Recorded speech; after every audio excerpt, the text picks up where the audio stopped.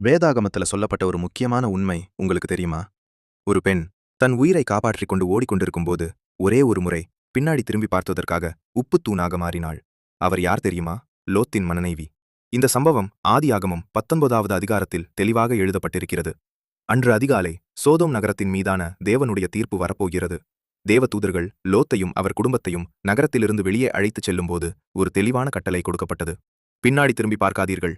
அது வெறும் ஓர் ஆலோசனை இல்லை, தேவனுடைய நேரடி எச்சரிக்கை.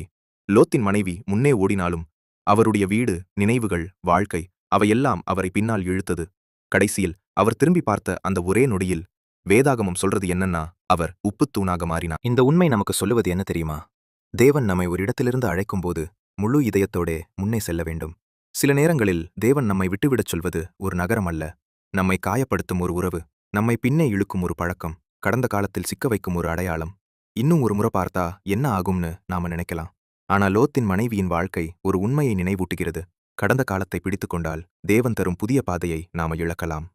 இப்போ நீங்கள் வாழ்க்கையில் முன்னேறிக் கொண்டிருக்கிறீர்களா? தேவன் உங்களுக்காக வைத்திருக்கும் எதிர்காலம் சிறந்தது என்று நம்பினால் கமெண்ட்ல எழுதுங்க.